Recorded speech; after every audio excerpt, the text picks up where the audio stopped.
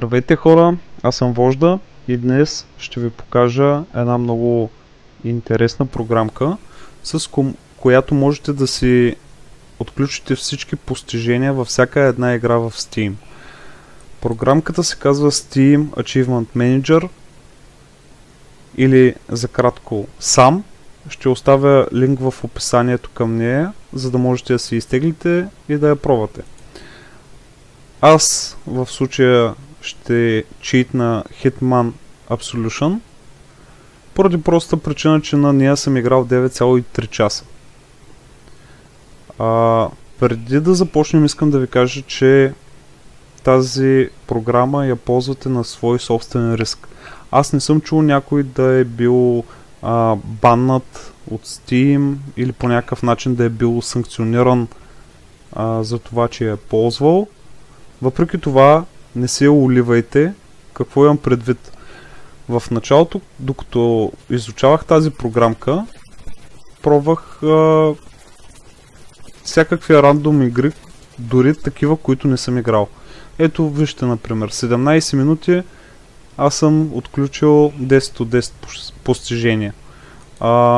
Тази 3 минути 21 постижения отключени. Това не е много окей да го правите. Избирайте си игри, на които сте играли сравнително дълго. Нали, за да може да намалите риска от това да ви хванат. Преминавам по същество. Отваряме програмката. Така.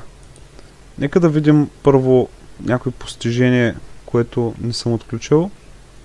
Ето това, например, първото. И намираме Hitman.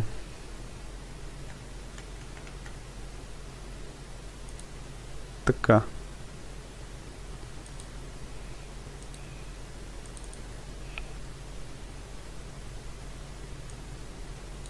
Ето тук, тези, които са ни маркирани, са вече отключени.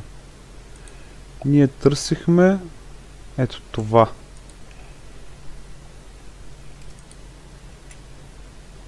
Ето го и него. Избираме го. След което натискаме ето този бутон. И ето. Самото постижение ни е отключено. Вижте, моля да обърнете внимание, че в момента ни показва, че играта е пусната, а тя дори не е инсталирана на компютъра. Ето вижте, тук е отключено. За да не си играете да прецъквате всяко едно постижение по-отделно, можете да направите всичко това с ето този бутон. Цъкате го, след което натискате тук и както виждате 16 постижения са отключени. Ето виждате как продължават да се отключват. Играта дори не е инсталирана на компютъра. Сега и това ще ви покажа как да си го оправите.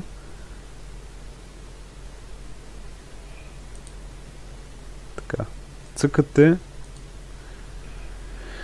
Нека да се отключат напълно. Да се извъртят всичките.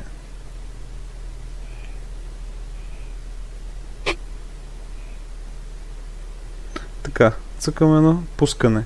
Давате съгласявам се, след това отказ и ето. Показва ви, че трябва да се инсталира. Ами това е от мен, надявам се да съм ви бил полезен. Ако е така, можете да дадете палец нагоре. Ако видеото не ви е харесало, можете съответно и да го дислайкнете. Пожелавам ви всичко добро и се пазете!